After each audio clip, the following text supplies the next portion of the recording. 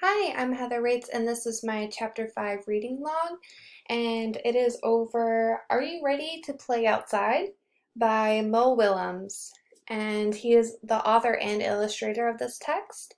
It was printed in 2018. The genre is easy to read. It's a picture storybook, and it's fiction. There are 57 pages. It is good for ages 4 to 8, and it was awarded the Theodore Seuss Giesel Award in 2009. Okay, so a little bit over this book is the illustrations are very simple in this text. There are outlined with something that kind of looks like charcoal, and I can't tell, but it kind of looks like either construction paper or ink used for the colors. And there's very limited colors in here. It's this grayish blue to represent Gerald, and this pink for representing Piggy. And as you can see, lots of negative space, very limited positive space. The background is very hard to picture because they only have a couple of squiggled lines here and there to show that they're on land. We don't really start seeing more of a background until the middle where it starts to rain. So that's a lot more, more of a background than from before. So this story is about Gerald and Piggy, and they want to go out and they have plans to go out and play. They want to run, they want to skip, but all of a sudden it starts raining on them. And not only raining, it starts pouring, as I showed you in that one illustration.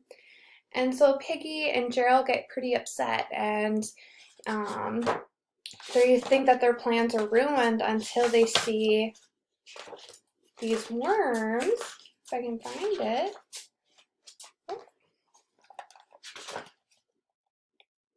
Yeah, it's right here. So they're all upset until they see worms that are happy in the rain, and they start splishing and splashing, and they realize, hey, we could have fun too if they're having fun. And so they start enjoying themselves in the rain, and right when they start enjoying themselves, it stops raining, of course.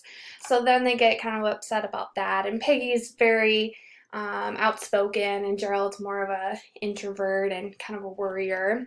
But they work together to kind of make it fun. And so when it stops raining again, Piggy gets all upset.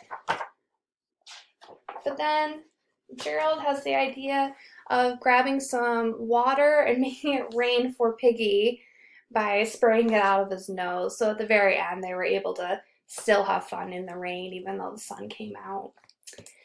All right, so I thought this book was really good for children because you could use it for a couple different things.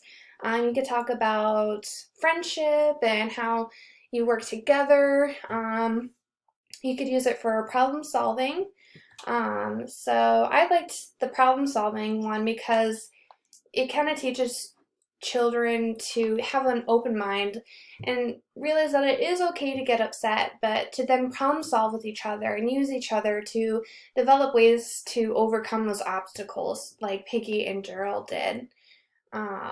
And this book kind of reminds me of another book I read called Puddle, and that was by Haewon Yum.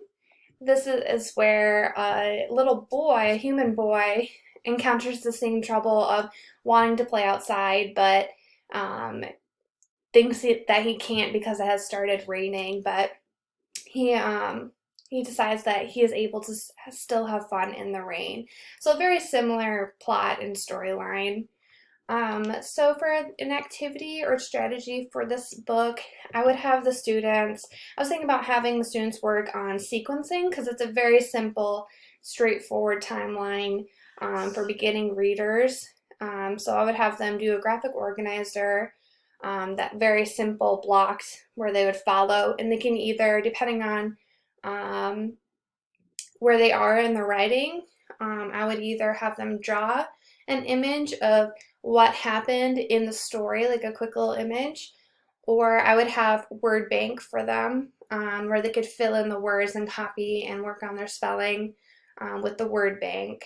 And then after that, I thought it'd be really fun for them to section off into groups of 4. So they would each get a chance of playing Piggy and Gerald, and they can use their graphic organizers to help them act out the story.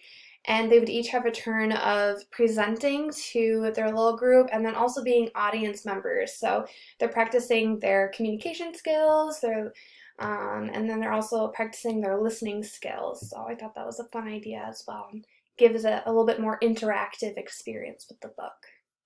All right, thank you.